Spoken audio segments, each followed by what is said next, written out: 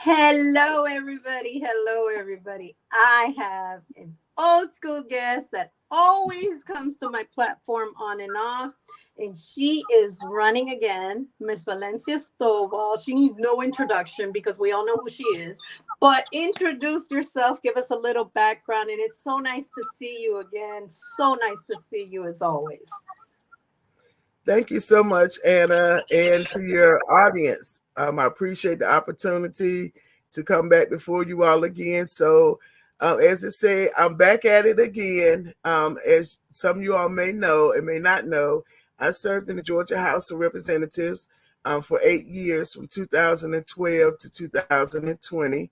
I'm serving the District 74 at that time in Clayton County, the cities of Monroe, Lake City, Forest Park, College Park, and Riverdale. But because was an elected official, a state elected official, I had to be concerned about the entire state of Georgia, because when at the Capitol, you're voting on legislation not just for your district, but to impact the entire residents of Georgia. So I'm back again. From kind of really thinking and praying. A lot of people bombarded me with calls to run for state senate, District 34, which takes in Clayton County and Fayette County. And so the current incumbent is retiring, has announced her retirement. So it's now what's called an open seat. I'm running as a Democrat for this particular seat. And there are issues, leadership matters, Anna.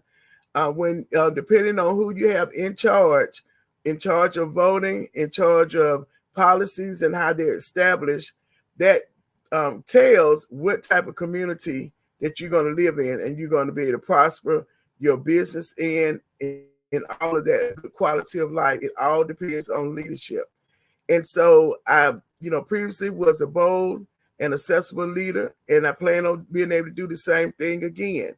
Now with more experience, because it's different when you first become elected. You spend the first couple of years trying to figure out what are you supposed to do.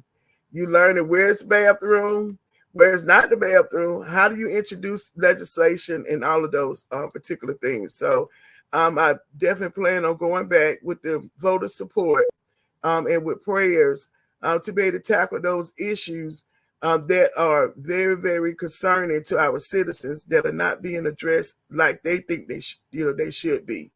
And taking those experiences and everything, being a mother of two, also a business owner, being an advocate. Have done a lot of advocacy training since being out of office for those years. Public speaking. Also host my own internet radio show, Issues and Answers. And so there are a lot of issues that need to be tackled. And no, I don't have a solution to them all. But one thing about it, I'm willing to try and make sure that we'll find the solutions to these problems that people are facing. And Miss Stovall, that's all the public really wants, somebody who's genuine out there, because I think, and I am the public, right? So I can speak on behalf. A lot of people are just there. And I understand there is a process. I understand that once you're in a position, well, then you realize there's certain things you didn't see before you were in that position. But now Mhm. you know what you're stepping into, that you actually know or can help the public more. And I must say, Valencia Stovall has been excellent with helping the special needs community, which I hold dear to my heart, because I have a son who is special needs in his 11th year in high school. He'll be done next year in December with a Right. regular high school diploma. And I just want to thank you, because you've helped so much us special needs moms and dads, like I say. And it's not, it's a topic that's not very much talked about, right? Because people just feel that, oh, I don't I don't have to deal with this at home, so it really Right. doesn't matter, or they don't understand, or they just don't care. So Right. what is your take, or what do you have planned out, if elected, um, for the special needs community, that you see, or what some of the things you want to work on? while in office?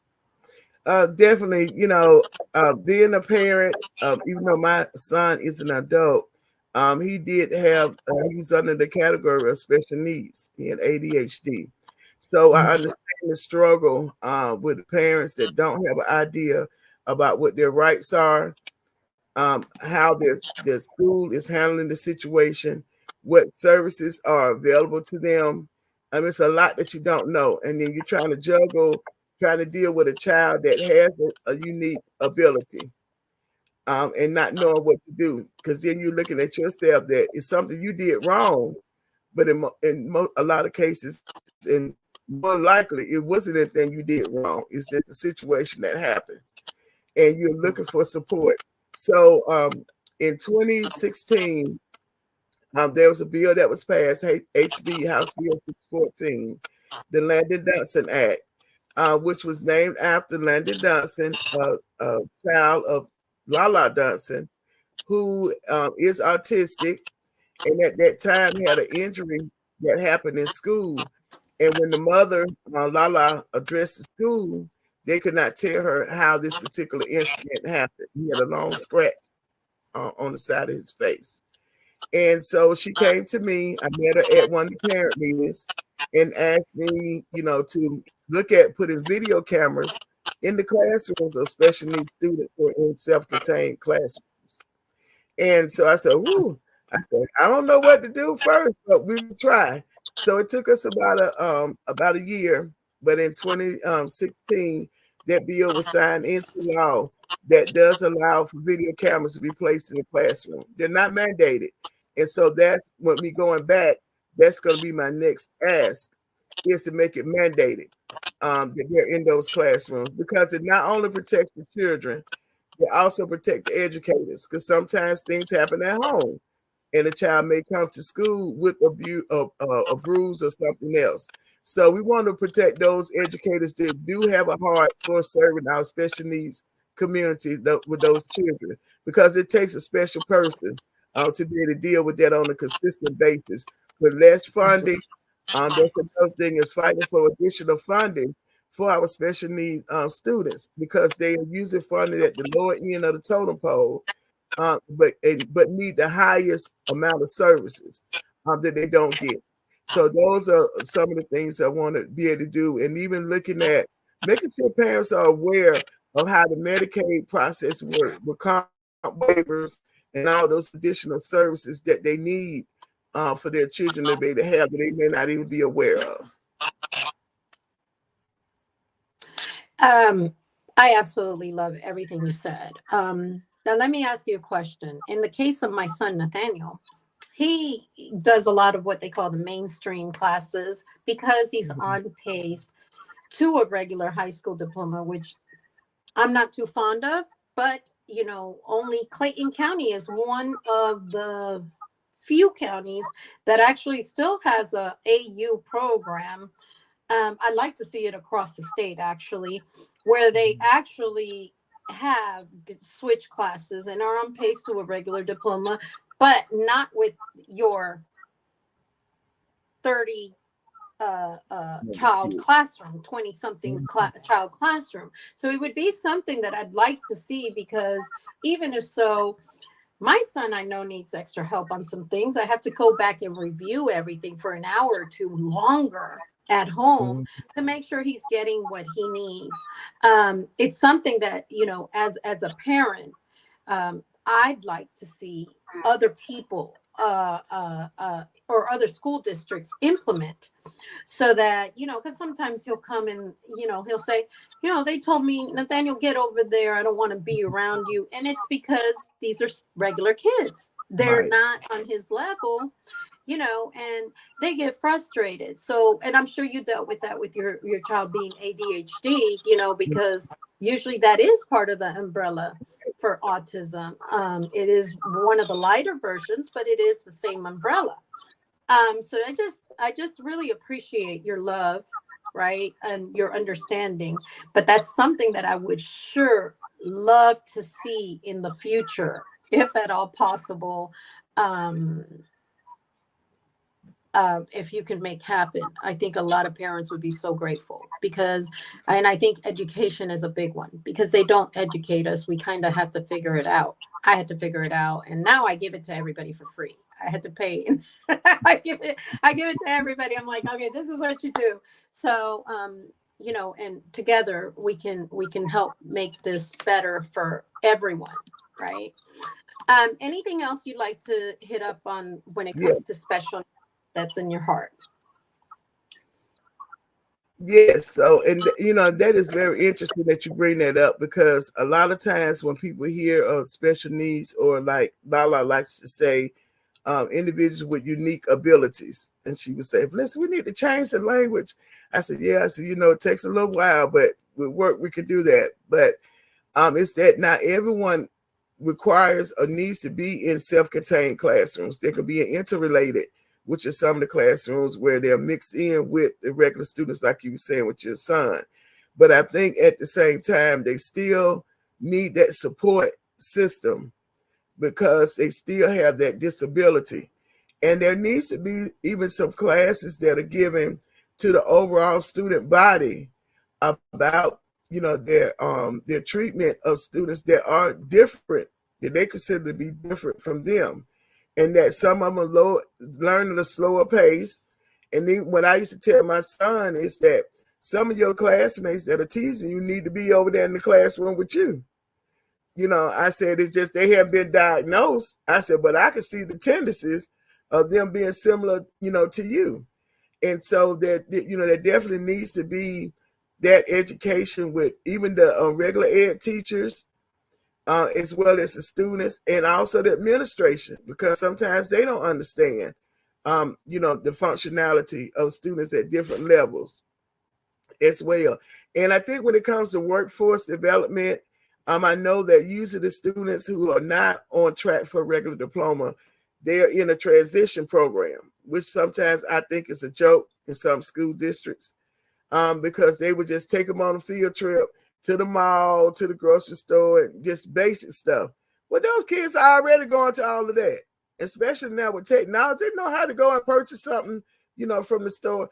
Get them some more meaningful type of training. Work on maybe being able to collaborate with local businesses, to be able to bring them on with some kind of apprenticeship program, working with our state technical colleges as well, because they receive additional funding when they're servicing people that are low income, that have special needs, that are single parents. So there's a whole category of those kids that are in foster care. So there's a whole veterans, another category.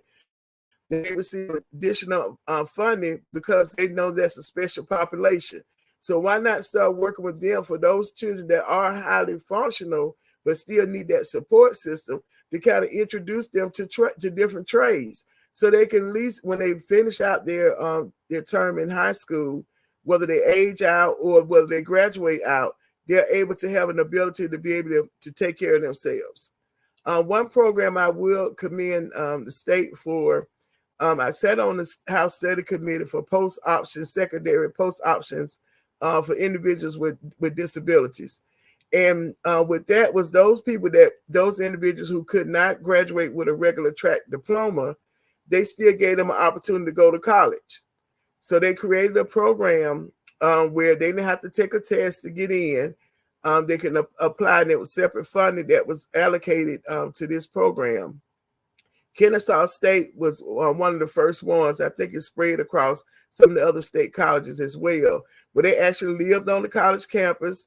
They became college students, and then their classes was a little bit different. They were more certificated programs, but things that they know that they might have been interested in, that they could be able to get a certification with the trainers, but they still went to college, so they were able to see what that experience was like on the college campus. And I'm pretty sure, now since I've left office, that they've expanded it even more and made it more, much better. But a lot of parents don't know about that program. And only if you're in the know do you find out.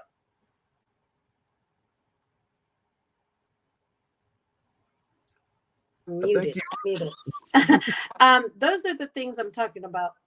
I've noticed that with a lot of the special needs, they are very hands-on.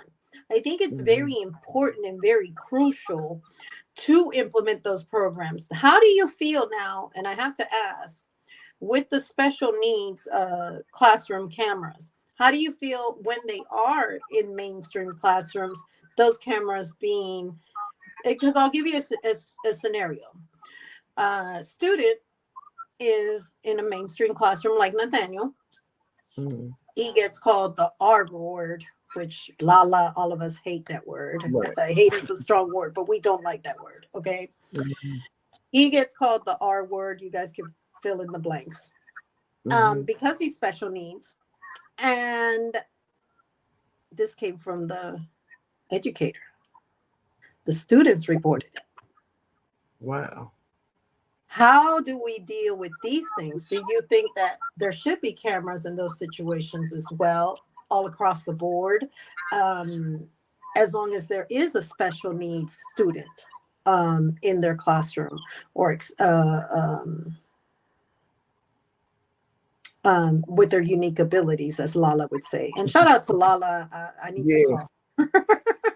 He actually just did a dance landing awards where they awarded parents, Oh, that's awesome. especially this is her first year, and so she had been talking about it, but she finally pulled it off. So I was congratulations to her, as she continues, to stay in the fight and encourage her parents, as well, and likewise as you as encourage the parents because they need it. I think with the cameras, to be honest, it should be in all the classrooms. There are a lot of situations that are going on now in our classrooms with behavior, with whether it's with the student or with the adult. And the only way that you're able to determine the fairness of what actually has happened is being able to look at what I call the third eye, with the video cameras. But even so, before even if there's going to be a stage, like I said, the self-contained, and then in the classroom where students who have disabilities are actually housed in or located in should have those particular cameras. And the thing about the bill that was passed, House Bill 614, is that it was optional for parents as to if they wanted their children recorded. So they could say, no, I don't want them recorded. And then the tapes, did not last forever. They lasted long enough so that if there was any dispute on something that happened, it was, the storage was created long enough that I think it might have been 7 or 10 days, that you can be able to go back and look at the recording after that. Then they would destroy it because there were some issues with the Privacy Act because of with HIPAA, and with storing of student records was another issue. So we had to work through all of that. That's one of the reasons the bill took as long as it did. Excuse me, because we had to have everybody's input, on it. So I do agree with cameras. I just think even overall, it should be in all the classrooms, so you can be able to not see the tail end of an incident, but see it from the beginning.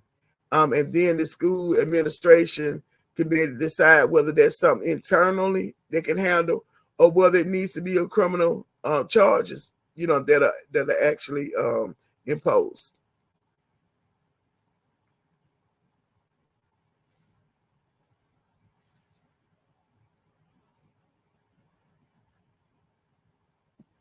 I'm muted again. I'm sorry. I try to be respectful in case some noise happens and I totally mess it up every time.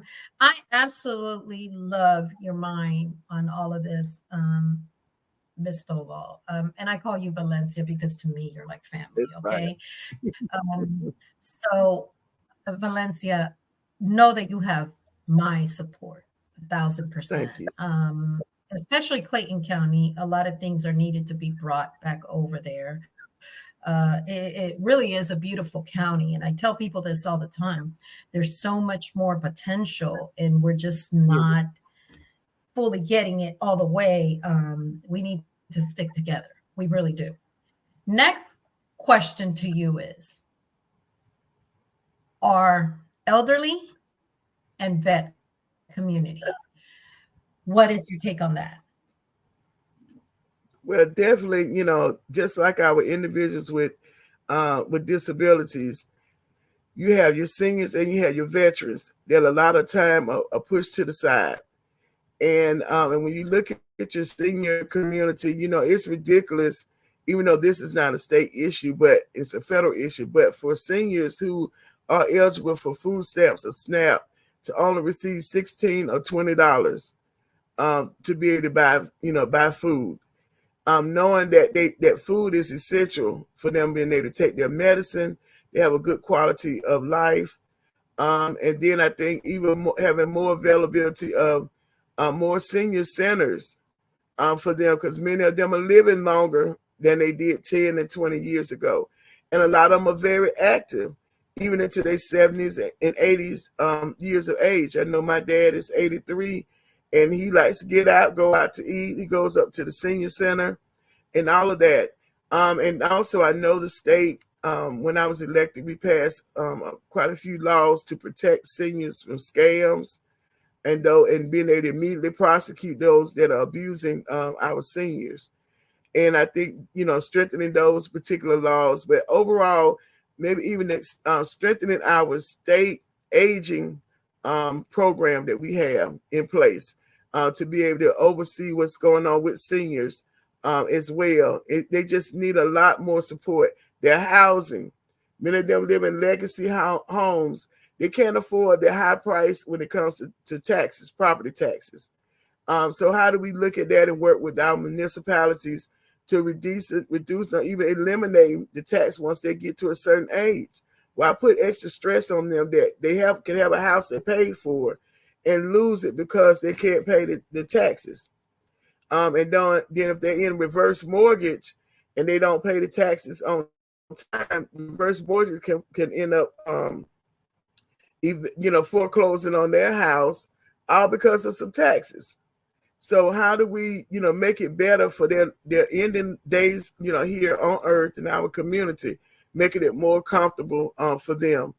We look at our veterans, a lot of times we say, hey, we appreciate our veterans for the work that they've done, the sacrifices them and their family have made, for the years that they were in service. But when they come back home, they're not appreciated like they should be. And there's something wrong. You've heard many cases, even on the federal level, but even on the state.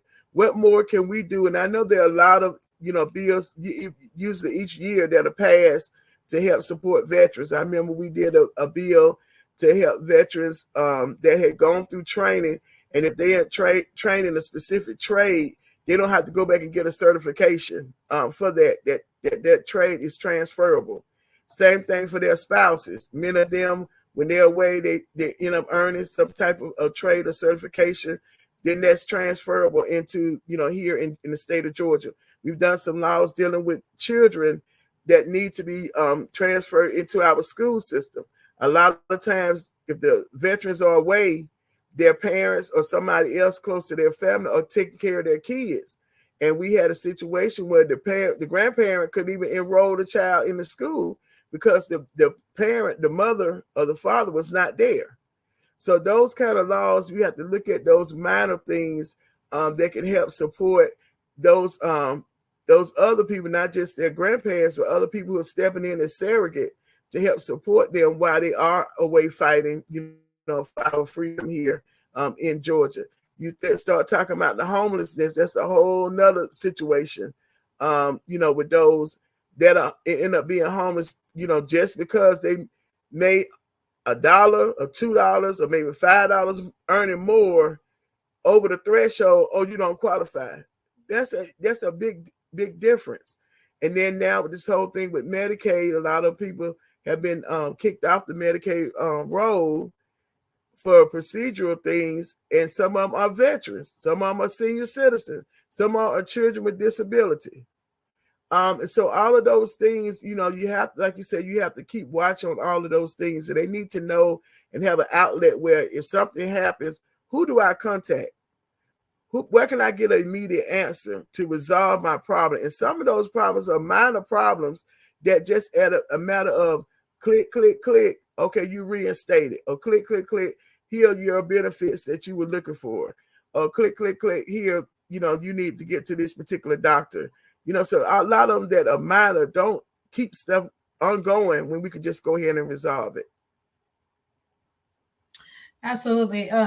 As you know, and I think I've mentioned it before, my father retired. I come from a full line of military. So I completely get it. There's a lot of things that really just people don't see, right? So I hear all of a sudden, and I can say this because I grew up from this background, right?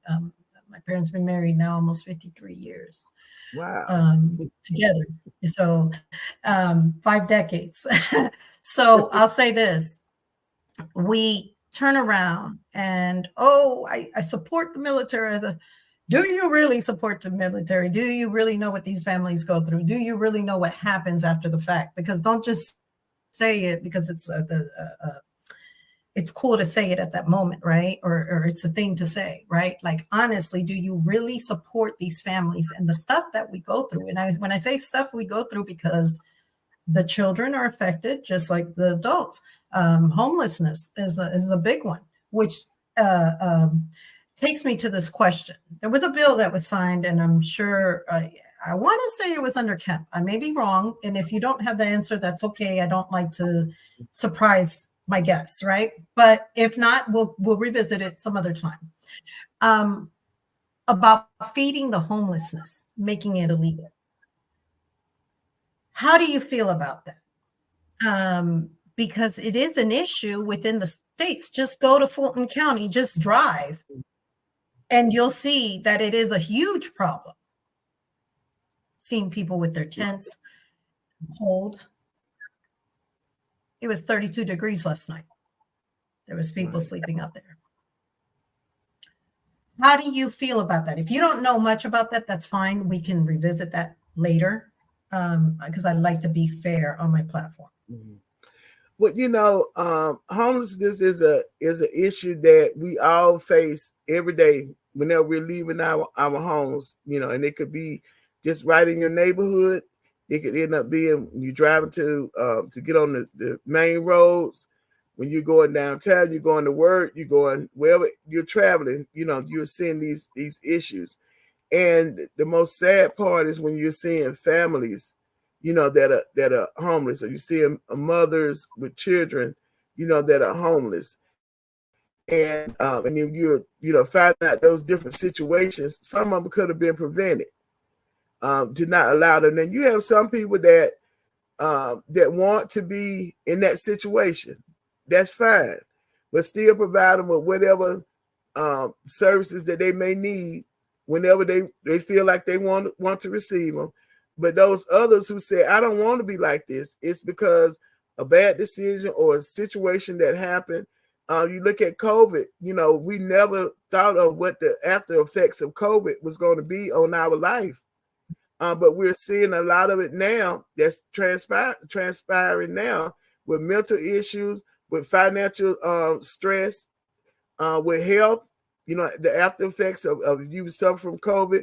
There are other health things that are going on within your body. So that means there's additional doctor's appointments, treatments, and everything else that you never thought of that you're going to have to deal with. And so I think as a federal government, as a state, and as our local government, that we have to come up, because for every problem there's a solution. The question is how fast and how intense do we want to get to the solution? Because a lot of these things did not happen overnight. We're just seeing the after effects of it now. And when you have women veterans that have children that are struggling as well, you know, those things are just not what our society and what America is supposed to be all about. We're a country that we always get accolades, you know, for being the best this in the state. We've been the number one place to do business for the last 14 years. But what does that really mean when you have people that can't go to work because they're not, they don't have a house to go home to? They can't go to work because their health is not in the best situation. They can't go to work because their children's health is not in the best situation, or they don't have the transportation to get to work. So there are a lot of things, barriers that are in place that contribute to someone end up being, homeless. And so we have to be able to tackle those issues right away. That's why I said leadership matters, because you want leaders in there that's going to say, we see the problem. We can't close our eyes to it.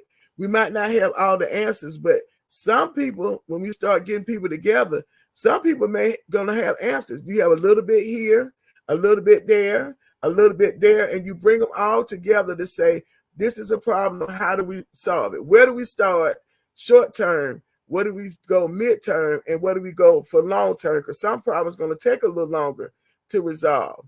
And so I think that, my candidacy is about finding solutions to these problems and getting what the people need to them without any other further excuses. People are tired of hearing about excuses. Well, go talk to that person. Go talk to that person. I've been in those situations, where having to have an eviction notice and you trying to figure out, okay, I got the answer to this. Well, okay, if I answer, when I get there, is the court going to be able to understand this situation that happened, to me? I never had to be evicted before, but this situation happens.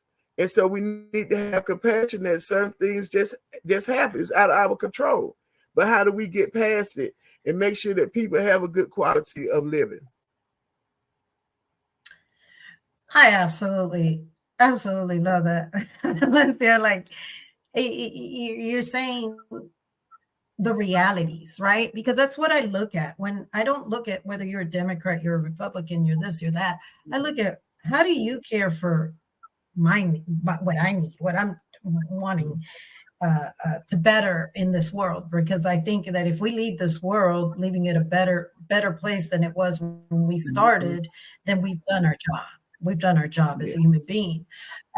So all these things that you say, they're just so great. Just if we can get everybody to do the right thing, right? And do great. That's the problem. That's the problem. So we talked about the school system a little bit. I want to go back. What do you call a fair and equitable school system? What does that mean to Valencia? So a fair and equitable school system to me is one that identifies the needs of the students, and that is learner-centered education. It's not about the adults or what's comfortable for the adults, but all about that particular student. To me, in a perfect world, to me, I think every child should have something similar to an IEP. It's an individual education plan, because that is student-centered when it comes down to identifying the strengths of that child and the weaknesses, or we call need improvement areas of that child. And then once you're able to identify that, then you're able to put a plan in place. But with that, you must have the funding. So we need to look at the quality basic education funding. Everybody knows it's QBE. That is outdated, it's antiquated, and it does not work for our society of the type of children that we have today. It is not equitable. And so I know when I was elected, I served on the Education Reform Commission that Governor Deal established. And one of those committees was the student revising the student funding formula. And that's what needs to happen. So a lot of time was spent in researching and identifying what would a baseline amount be for each student in the state of Georgia. From there, what additional funding would need to be layered on top. So you have some students that are in the gifted program, very smart, where they need to be able to be challenged more. So you add that funding on top of that. You have students, like we talked about earlier, those that have disabilities. They require certain levels of funding depending on their level of disability, because you have 3 levels: a mild, the moderate, and then you have the more extreme cases, with those ones who definitely cannot function in the classroom without additional help and support in those classrooms. That means they can't change themselves, they can't talk, but they still should qualify for a quality of education at their level that they're able to receive it. And then you have this teacher shortage that's taking place. And I think, yes, need to be paid as professionals that they are, but at the same time, they need to have the administrators that are going to support them when at every level of their growth, and not tear them down, that they don't have the morale that they need, that when they're walking in those classrooms, they don't feel good about being an educator, because it's enough that they are challenging. The behavior of the students are very challenging. And because they're very challenging, that requires extra with those teachers. And having these classrooms that 43 and 45 kids in the classroom, it's crazy. There's no way one teacher can handle all of those students, because they're all on different learning spectrums. And so being able to have a fair and equitable education system is looking at what is needed for that particular child to get them from zero all the way up to post-secondary, to 12th grade.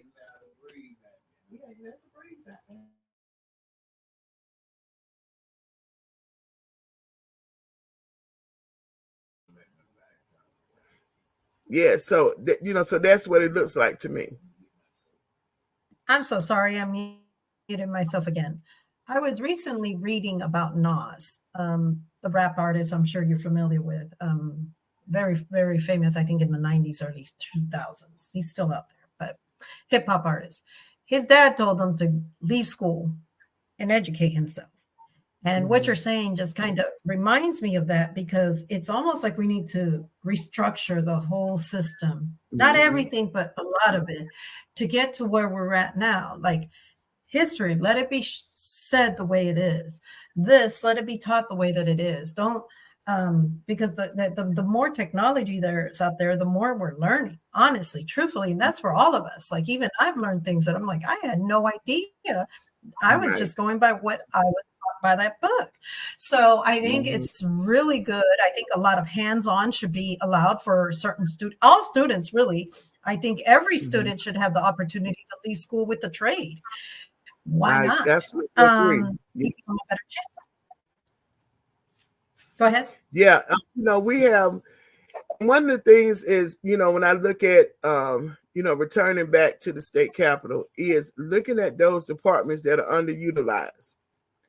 And when you have underutilization in departments, those are resources that can be reallocated to other places. And one is our technical colleges.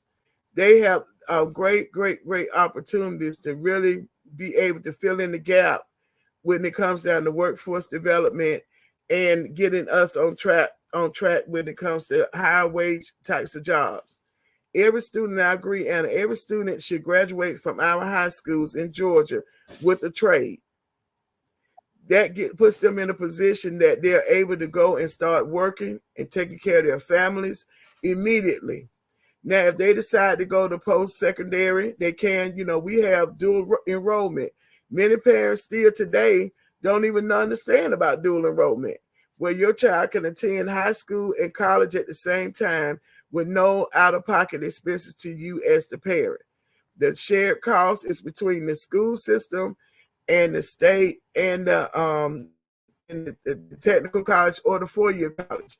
So they're sharing that cost, because when you look at it, the cost of going to college is increasing, steadily increasing. So just think of an ideal student being able to graduate from high school with a high school diploma, associate's degree from a technical college, and a certification in a trade, because they've been working with a particular company since they've been in have been in 10th grade. And believe it or not, that's happening in the state of Georgia. It's not all over Georgia, which it should be, but Coweta County is one example. It's a Central Education Center. And that's what they do. The students start in 10th grade working in an actual company and receiving pay while they're working, and they're going to high school, they're going to the technical college. And so just think, at 18, they're coming out ready to make $65,000 a year and have not even had to go any further education from that. And no cost to the parents. So those are the type of investments when you talk about what is a fair and equitable education system looks like. That's what it looks like to me, and that's what it should look like for every parent, every student, every taxpayer that's here in the state of Georgia. And see, that's one of the things. Am I muted? No.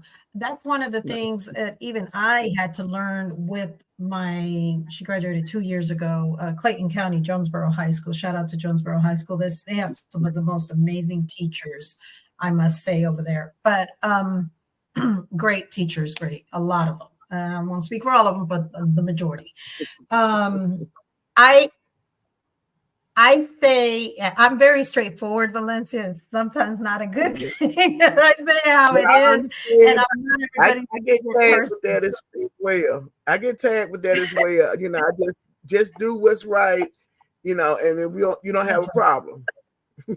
That's right. That's right. And that's all I'm about, you know, and you have to get to know me. And sometimes it just doesn't strike people well. But hey, I'm not going to sugarcoat it. I'm going to do the right thing every time, whether you like it or not. I'm going to do the right thing. So I say that to say this, with even the dual enrollment, I had no idea till my child went to high school. I didn't know we could start them at junior high. And this is because I would actually go to the meetings. I was that parent that was always there. And I'm like, well, how do I do this? So I think there just needs to be more education, right, for the parents, because I can speak as the parent. Or maybe, you know, send more things home. You know, because some parents, they don't even look at this stuff, or they can't read or whatever, but just try to educate them. Because one of the things I loved about Jonesboro High School is a lot of the things they did them for the Spanish speaking community. And I was like, this is wonderful, because some of these parents, they want to do this for these children and they can't, because they have no clue of the program. So kudos to you with, you know, your mind on that. You know, and that's one of the things I'd like to see, more of that interaction, more of the, hey, let's involve the parents a little bit more, you know, because sometimes I would be the only parent there at their Title I meetings that they have in the school district or for the school or whatever. A lot of times it would be just me, you know, but I was there. I was there. My next question to you is, hang on, because I know I wrote a few of them down. Give me a second here. We have, I think we're down to prison reform, aren't we? Everybody's favorite. If I missed anything more, I wanted to save my passion for last, right? So is there anything else that we missed before we hit up prison reform? Because I know I can really get into that conversation. I think, you know, I just want to also emphasize small business development and support is very, very important in any community. Small business make up about 60% of the people who are hired in our communities. And when they're not able to strive and thrive, it's detrimental to our communities overall. So definitely continue my candidacy of being elected will be continuing support even more with our small business development centers that we have across the state. They're located on each one of the 4-year college campuses. But even going even further with collaborating more with workforce development, which is funded by Atlanta Regional Commission, that is responsible for the region when it comes to economic development and quality of life issues. So seeing more of a better collaboration with them and our school systems, and not just our public school, traditional public schools, but our non-traditional, like our charter schools. Also having a collaboration with the private schools, the home schools, so that when we talk about that fair and equitable, it's for every child, whatever that parent chooses for that particular child. We as a community and government should support that decision, because they know their child better than anyone else. And it does not mean that the child will stay in a certain particular, some might not stay in a traditional setting the whole entire 12 years of education. They may have, because they're going to change in different phases. So they might do a little here, a little there. Like my own child, and I briefly talk about her, my daughter, she was in a traditional setting up to the 11th grade. And then she said, Mom, and I told her, I said, you know what, I'm gonna see how if you can function in a virtual online school. This was before COVID or anything like that. So for a year, she did online schooling. The advantage to that for me was that she was able to come down to the state capitol with me, work in my office while I'm in session, had her, doing her work and also doing some other collaborative work. I had her working on some community things. Now, she would not have had the opportunity or experience being in a traditional setting. So that gave her more experience and maturity and increased her maturity level. Now, did she miss her friends? Yes, she did. So she said, okay, Mama, if I do good, will you let me go back to Forest Park High School and graduate with my friends? I want to go to the prom. So because at that time, Georgia Connections Academy did not have a prom, as a parent advocating, I said, hey, we didn't have a prom. Of course, they weren't able to get it implemented that year she was there. But that following year, even though she left, from then on, they started having a prom. So the online virtual kids could come together like the traditional.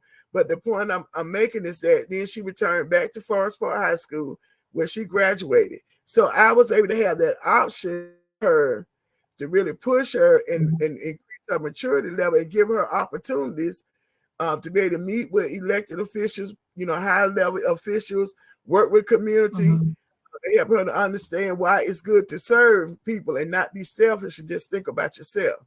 So, those type of opportunities should be available to any parent that wants to exercise without them feeling like they're embarrassed or they're scorned because this is what they chose to do. So I just wanted to make sure I threw that last little point in about the business community because they're looking for workforce every year. That's, a business can't operate, they'll have anybody working. So why not make sure that our school systems are being able to deliver upon the promise of having individuals once they graduate, that they are ready, workforce ready before graduating. And that comes from those apprenticeship programs, those dual enrollment programs, all of those that we can do within that school time that those children are actually in school. And see, what I love about that is it also helps your local community. It really does. So it works hand in hand both ways. I absolutely love that. That's something I never really thought of. And I back that up 2000% because everybody wins. There's no losing in this. If we work together, and I'm really big on communities working together and getting it done because other communities do it. Why can't we? Why can't we over there in Clayton County? Now, this is my favorite. And this is Valencia's probably like, this is a tough one. As an elected official, you might not be versed on every issue, and that's what I would always tell people when I do my advocacy training, is that the community or the constituents have a responsibility as well, and that is to educate the elected official on those areas that they might not even have enough information about. So, I'm always open. I don't have all the answers. I have some ideas, but I don't have all the answers, and we as elected officials have to, when I'm elected, it's depending on the community that is in those particular industries to be able to educate me on what's wrong. Hey, this is what needs to change. This is going right. And so I definitely appreciate you and your work and that you spent in the justice reform space, because we have to have individuals like you to be able to help educate the elected officials who are making those policies, whether good or bad, they're making those changes.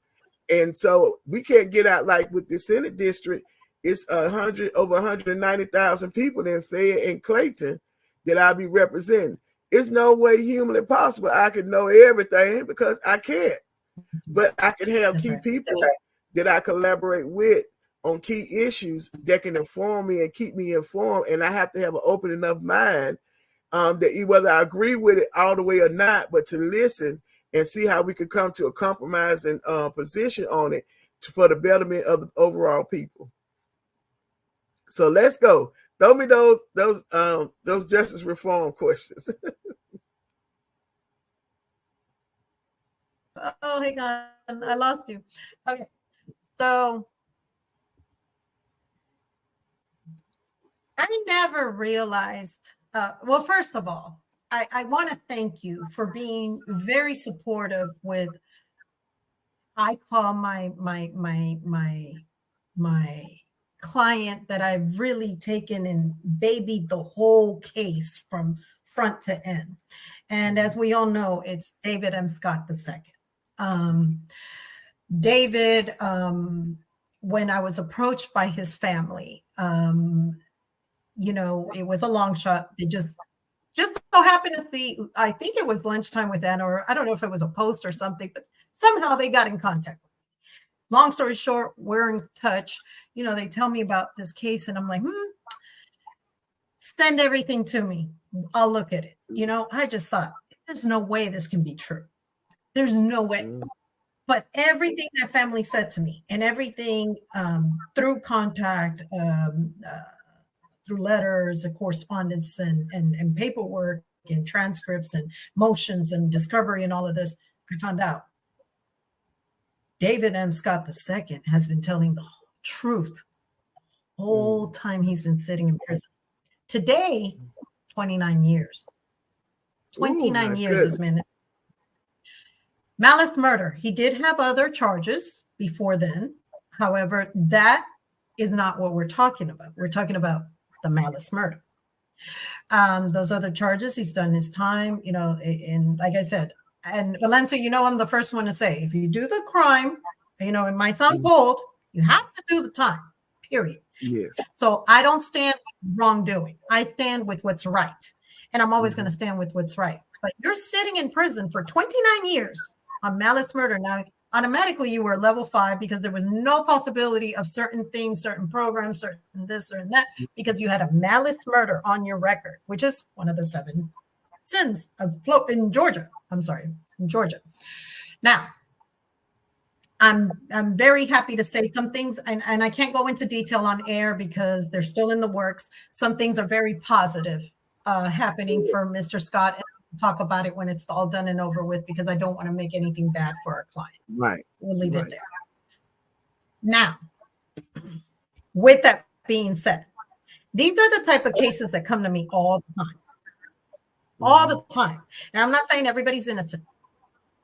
What do we do to stop these district attorneys in collaboration with some judges, some, and I'm not saying every district attorney, some district attorneys in collaboration with some of these judges and attorneys, self-defense attorneys, kind of railroading these people?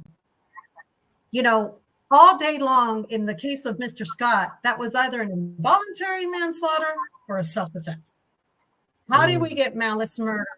Because of whatever else he had going on, which had nothing to do with this case. And I just use him as an example because it's the greatest example I can give. Like I said, I use him as a poster man for my organization because the case is just like, how did this happen? Mm-hmm. So how do we handle that? If that's something you can answer, or if you'd rather, Anna, let me wait on this one, I respect that as well. Well, I believe with any government entity, there has to be some level of oversight, because you still have humans that are in charge of these decisions. And I think strengthening or even creating, if we don't have it, a community supervisory board that is made up of community members that have voting power when making those decisions. It's similar to when you think about police reform and those police advisory committees. Some of them are in place, and the community people don't have a voice. They're just talking, and it doesn't mean anything. So when you talk about even in the prison system, you had a pardon and parole board, but most of those people are appointed, by the governor and probably some other elected officials in the high serving office. And so, what happens when you have those boards that are not really being fair to the situation? You also have, and I know a lot of people were upset about the prosecuting attorney council that was created by legislation last year, even though, you know, it may have been the metrics of it was dealing with Donald Trump, President Donald Trump, and everything he was doing, because you had district attorneys that were going after him for how his behavior in his position. But if you put that to the side, look at the situation that you're talking about, and many others are facing across, this country. You have to have an oversight committee that can be able to bring into check district attorneys. You already have one for the judges. It's a Judicial Qualifying Council. They call it JQC. You have the State Bar Association when it comes down to attorneys. So you have to have it, even though district attorneys are elected, our judges are elected. But if you're not able to get immediate response, because a lot of times people are not paying attention when they're voting, and if they're not directly affected by an issue, they're going to continue to vote the same people back in who could be doing a horrible job, but they don't have any information. As elected officials, as we have, we oversee ourselves, as well as we have an ethics commission that says, hey, if you don't do right, we find you that you didn't do something, then you could end up going to the state's DA office for prosecuting. So there are a lot of things that have to be in place with ethics commissions, and I think that the district attorney, the prosecuting qualifying commission, is necessary to be able to oversee. You have rogue DAs, and I'm not saying all the DAs are rogue, but you have sometimes where they're compromising positions, and people don't fairly judge people because I know that person is guilty. They did it, and we're gonna throw the whole book at them, and everybody's in cahoots together. It's another incident that happened in the state of Washington. A good friend of mine, her son, they said he committed a crime that he didn't do. The district attorney got in cahoots with the judge and all of them, and made up false documents that they had served him a notice, but he never did receive a notice, and then had a warrant out for his arrest that he could have been arrested, but he never had appeared in Washington for anything. And so, but then, so that's something she's still going through now, Angel Massey, with her son, when it comes down to those people in those positions that are not being fair.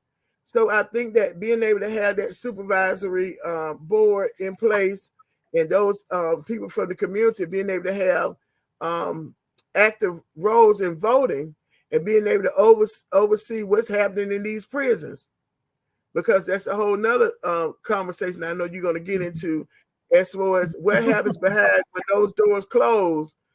Is there fairness in those people that have been sentenced, and is their sentence fair? Once they're in there, so you have to have an oversight. We're humans; everybody has to have an oversight when it comes down to the power, because if not, power corrupts power. And that's what we're seeing many times, in here, even now, we're dealing with the system, with the justice system. Okay, so you hit it right on the nose. I'm going to ask about reform, going back, and our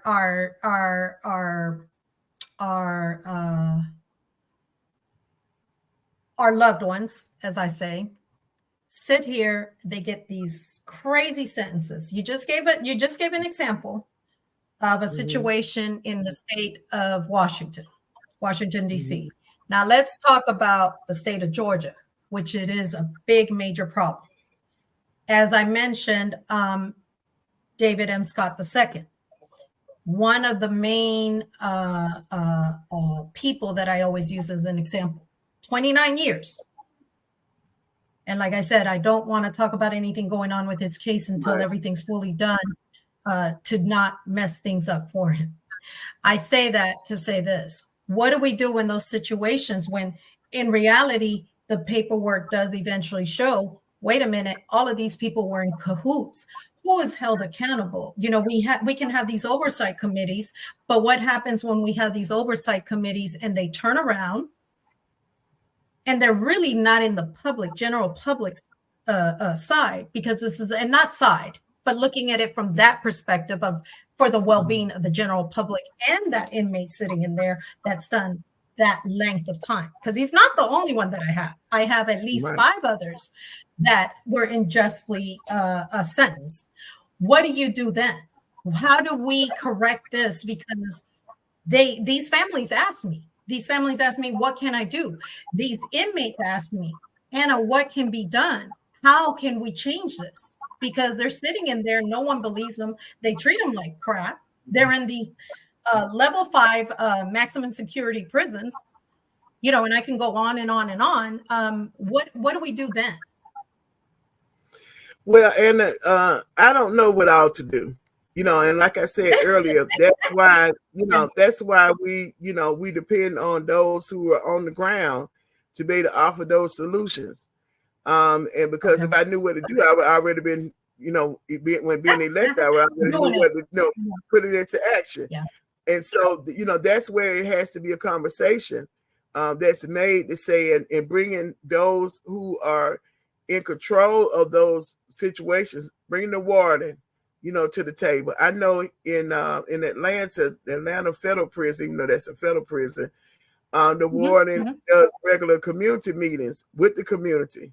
They have a luncheon and they do quarterly. They actually go and they get a chance to talk with the warden. Hey, I saw this going on outside of the prison. I don't like this, what's going on. And so the community itself is able to conversate with the warden, and he or she is giving answers to real situation and telling what they're doing inside the prison. They talk about the programs they have, you know, those individuals that are on the list for parole to be coming out. And so they get a chance to answer all of those questions. And the warden has him and his community liaison person. And so what it does for that community, and I've gone to several of the meetings, that's good food though, but I've gone to several of those meetings. And, I like good food too, girl. I like good food too. Yeah. I've seen where, and there's a lot of the senior citizens actually that would come into the meetings, but I've seen their level of comfort go down because they now know, okay, if something going on, or if I have somebody I know that might be mistreated or whatever, I know how to find the warden. If I can't call them there and talk to them, I know quarterly, if I got to wait 3 months, I know I'm going to see them and put them to the side and say, hey, what's going on with this and that? So I think something, you know, to that effect, having that roundtable discussion, bringing in those experts like yourself that saying, this is what we're seeing hearing from the inside, you know, and so what programs do you already have in place, or what is it that's hindering you from putting these in place?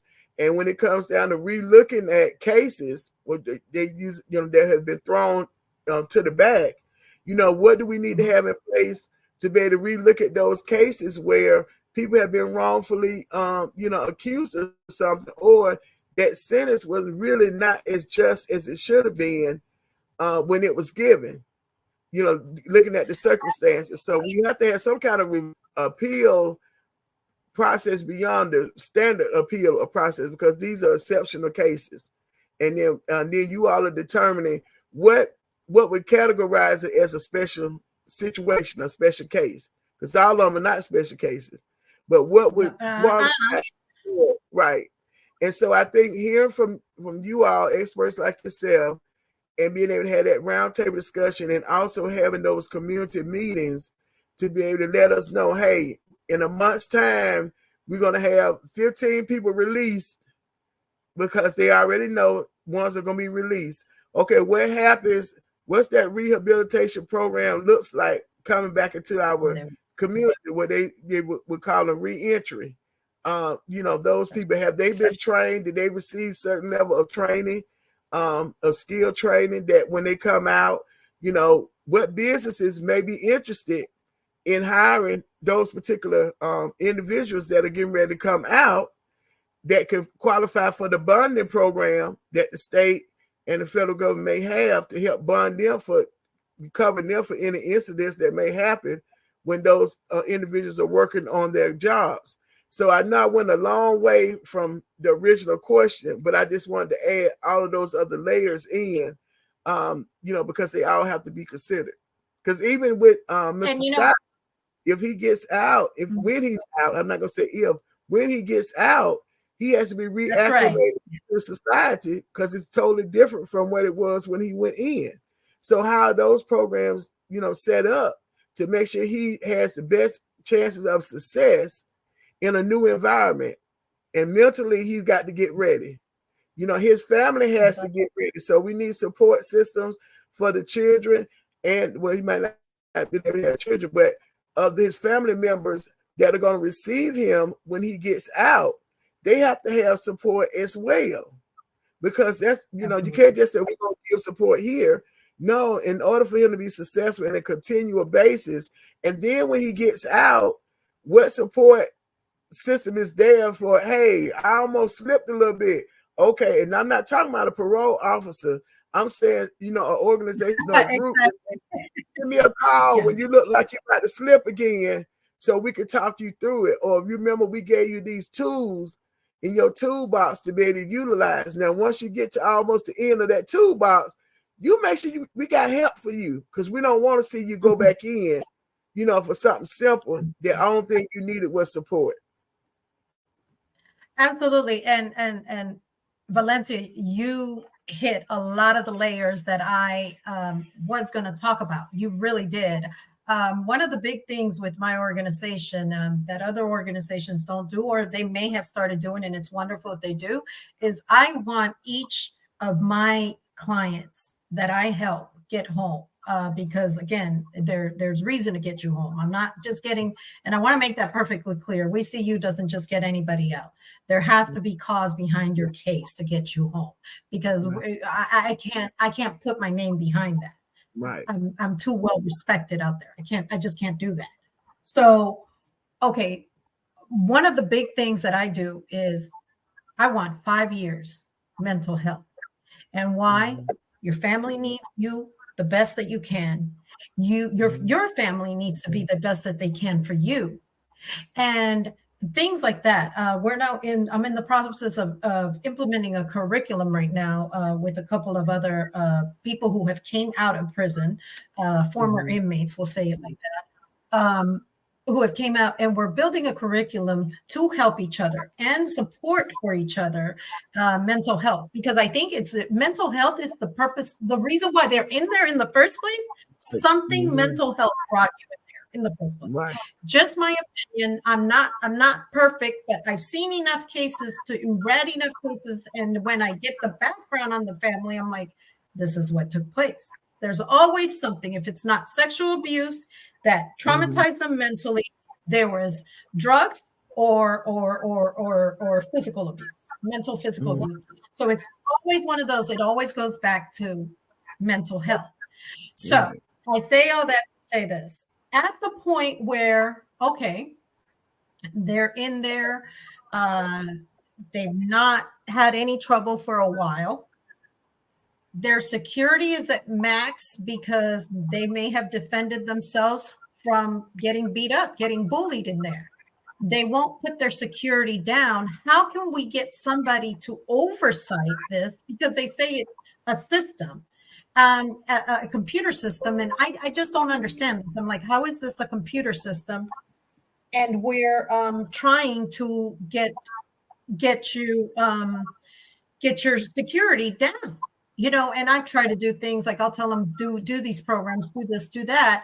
Do you think that there should be an oversight team for that as well, to making sure their security goes down to where eventually we can get them ready for the community? Because isn't that the goal? Rehabilitation? Isn't that what prison is? I thought it was.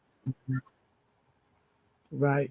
And I think that kind of goes back to when I mentioned earlier about some type of oversight committee, supervisory committee. And that could be included into one of the other things that they're looking at is where is making sure that the system, because we do have systemic racism in our justice system. There's no doubt about it. Depending on the color of your skin and your community background, where you come from, you don't have it in your economic level, financial level. Some things are done to you that are not done to others. And that is a reality. And so because we know that that is done, and sometimes people do it, not even know that they're doing it because it's just a part of them. And one thing we can't not able to legislate, unfortunately, is morality. As far as making, putting in their heart to do right, that's not going to happen. Well, we have to put up barriers and make sure that there are things that if you decide that you're not going to do right, these are the consequences that come with it. Absolutely. And it has to be the same thing for people who are making these decisions in the prison system, whether it's the warden, the assistant warden, the whoever else, the actual people that are working there. They have to know that there are consequences, just like those people who commit crimes are consequences. And so what did that consequence look like? I don't know what it looks like, but that's where that supervision committee looks at, okay, what if you have a warden that takes advantage of their position and makes decisions that are unfair to the other prisoners in there because of something personal that was going on? What happens to that warden? How is that person reported? That is almost like a whistleblower type of situation, that it doesn't backlash on the person who told it, because it could be another worker, that says, "Oh, I saw that happen." Right.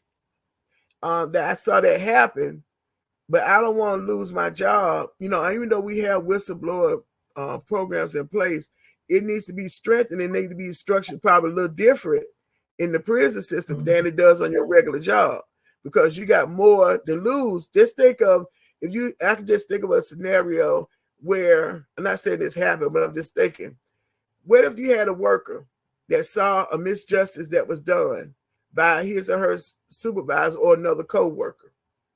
They report it. The supervisor gets mad and say, "I'm gonna fix them. I'm gonna have this prisoner. I'm gonna allow for opportunity for this prisoner to be alone for whatever reason, and hurt or injure that person that told it, because I don't want them telling it." And then now that person's life is in danger because they were trying to save the life of somebody else. And I know that those things happen because people are evil-hearted. So what happens to protect that worker or another prisoner from being able to tell and say, "Hey, this is not right"? But they got to be protected too. It's almost like the witness protection program we have, for our country. When people tell, I'm gonna go to court, and I'm gonna testify. But if I testify, I know me, my family, everything I own or know of is gonna be in danger of being destroyed. So how does that protection, come? It has to be structured differently in that environment. That's just my opinion about that. No, and I absolutely love that, because there's just situations just altogether that even these wardens, they're allowed to attack, or people from the prison, they're allowed to attack either these prisoners. And when I say attack, is take things away, do things that will, but there's no repercussions. And that's not real life. Real life, you and I are accountable for everything that we do and or say. And it almost seems like prison, and I've learned this with what I do for people out of love. And I want to stress, out of love for people. It's almost like a whole different world within a world.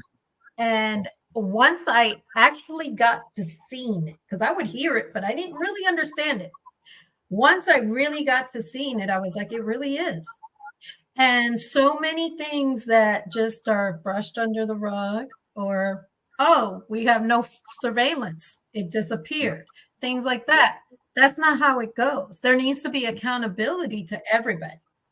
Next question on reform. on reformists. And as you know, this is one of the things that I would like to collaborate in the future. Mhm. And when I say there's a 13 to 17-year law here in the state of Georgia, however, I'd like to expand that from 13 to 19 because truthfully, they are still teenagers. We all know this. They're not, especially boys, their brains are not fully formed. And anybody who's taken psychology knows all these things, right? And how much we change even through those years from, our teen years to even 23. Okay, these ages, we have so many guys sitting in prison right now, life, if they've committed one of what we call the 7 sins. And again, I don't justify what they've done.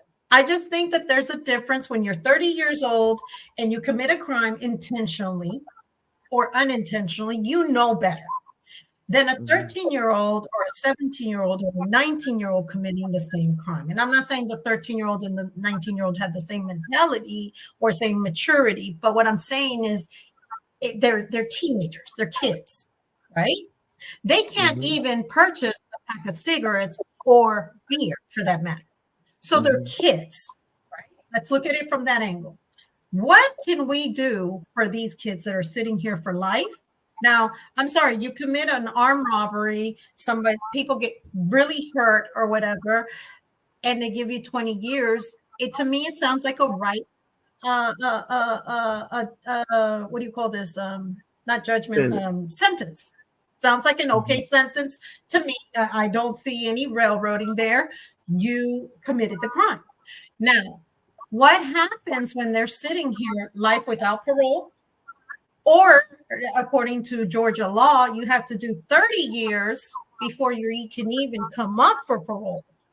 What do we do in the case? How can we work to change this if you're interested in the future for these kids, because that's what they are, that commit these crimes, that maybe need rehab instead of prison?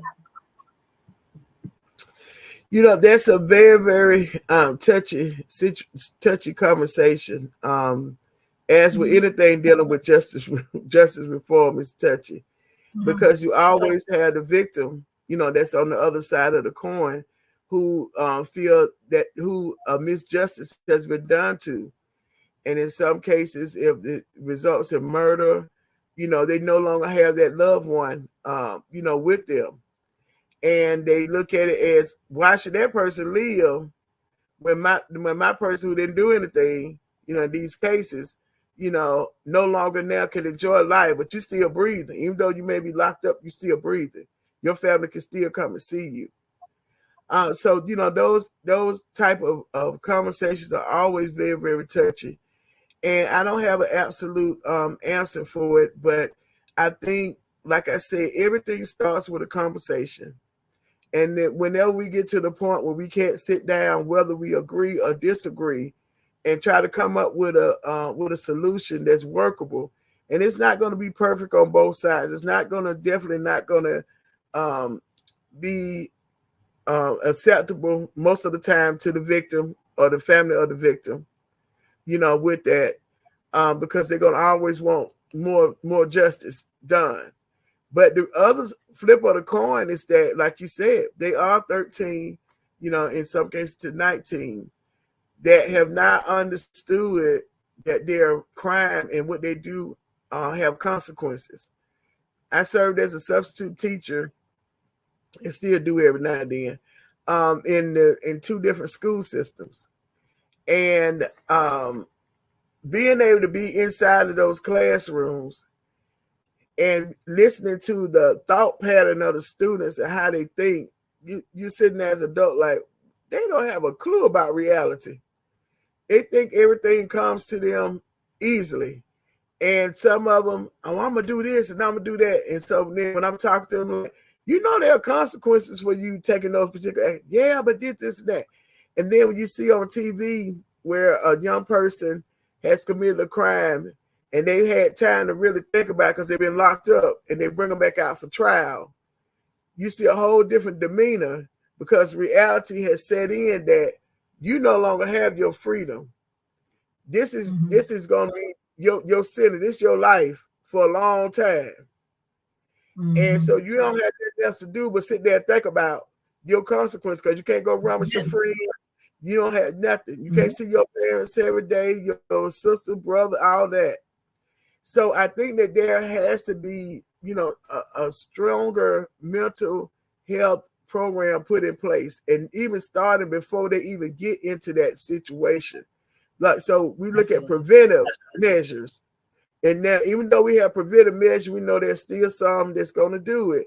So once they get in, like you said, it may not even be, a forever life sentence. Like you said, it may be a compromise, maybe those 20 years, and revisit it. Okay, do you think that now their brain has matured? They don't have all the elements that they were facing before in the community. They can't be looking at the what's going on TikTok, or knowing this person doing this that's revving them up. They no longer around that gang person that was influencing them, the leader.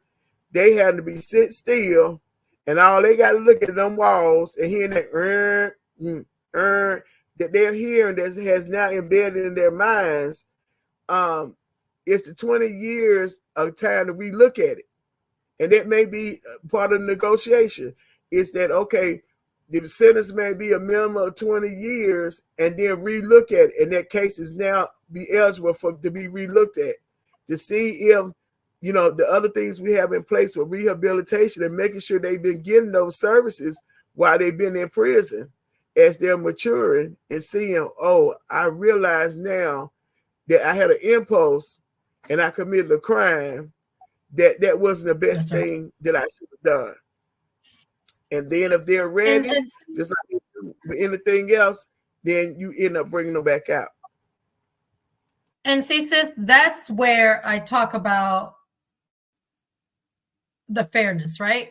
And now, if you take somebody's life, I'm a mother, I'm a grandmother. Today, I'm a grandmother. I'm about to be grandma for the second time.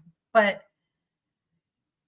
I also have that perspective where you just took this from me. So I understand that, and I never talk about those that really committed the crime and for no reason. No. You need to sit in there. You sat here, you committed certain crimes that you willfully knew that you had the chance to not pull that trigger. You knew better. Now, self-defense and stuff, those are different stories. Those are different scenarios. I'm not referring to those. I'm referring to you do it. You need to sit in there. And the truth is, you'll tell me, I've had many people and I've gotten cussed out, and they'll say it. She won't take my case. She looked at it. She said, I don't see anything wrong. They didn't do anything wrong. So I stand on the side of right. It's not about the justice system. It's not about the person. It's what's right. Was there wrongdoing done here with this person? So I am, and I agree with you 2000% when you say, hey, some of these people, what do you expect? There's victims here too. And I agree. I'm talking about when no one ever died, but you got a life sentence because of the way the law is structured in the state of Georgia. That's, so to me, it's like, okay, you use that, but you knew that that person really didn't deserve a life sentence. Because I've told people, with this person got a life, they're like, no, that's only like a 10-year sentence. And these are sheriffs telling me, and I should have not been anymore. Detectives, it should have not, they couldn't have, but the DA turned around and threw all these charges to see what stuck. And it just so happened that everything stuck. Now this person's sitting here, a minor, and these are the things that I like to work with you and other candidates, other representatives, let's just say this, across the state, to ask them, look, can we look at this and revisit this and maybe find a way to make it fair across the board? And I'm not talking about if somebody dies, because I don't know, it's say you have your family. If somebody just injures you for no reason and you're gone, they've lost you. They've lost me. And I don't agree with that. However, what I do agree with is, how did somebody get a life sentence and no one died? How did somebody get a life sentence for a stolen wallet? How did somebody, and I'm not saying what they did, but I'm saying normally that would be a year sentence if you're going to give them, or slap in the hand probation, don't do it again. How is it because you commit a crime with somebody who was special within the community, we'll just say respected. Let's use that word, respected, such as cry within the community. You give this really tough sentence, but if it was grandma next door, Right. they get 5 years. It's just, we got to balance it out and be fair across the board. And look, I can sit here and be selfish and say, oh, well, it doesn't really matter because it doesn't affect me, because I know they would give a harsh sentence if it was me. But no, give the same sentence to everybody clear across the board. Then I'll respect it.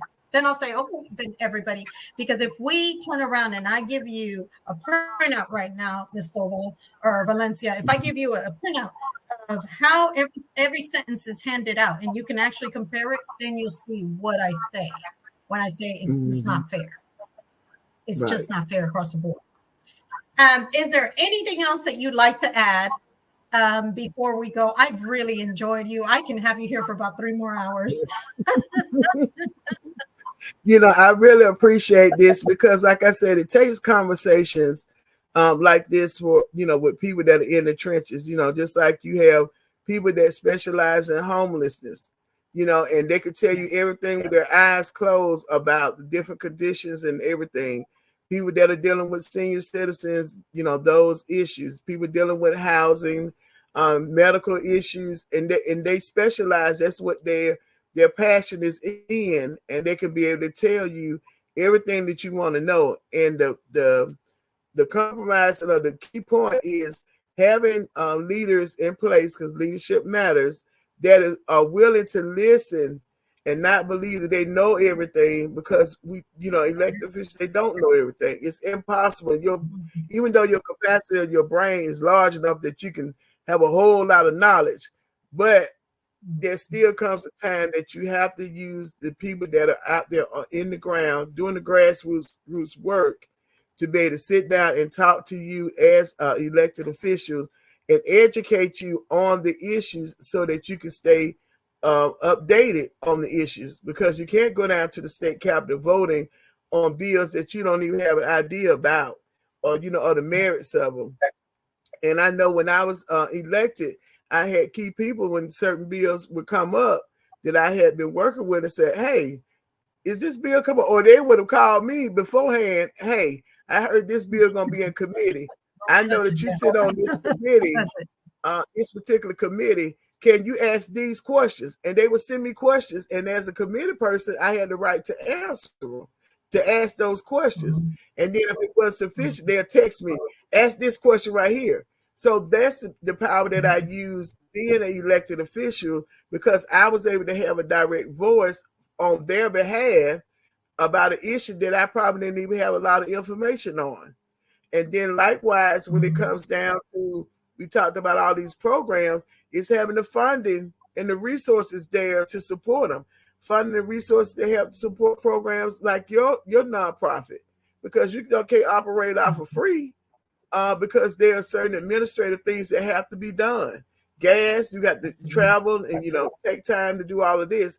So why not have programs in place to be able, and funding in place to be able to help support what you're doing, because it makes the job of the government lighter when we have nonprofits that are out there doing the work to help us to make the society better. So, you know, I appreciate all the work that you're doing and your team and everybody that's working with you in that space of special needs, and also more specifically in the space of justice reform, because those are topics that we can't walk away from. They face us every day. And when you turn on the TV, you listen on the radio, you even go on YouTube, you know, you're seeing some kind of crime that has been committed.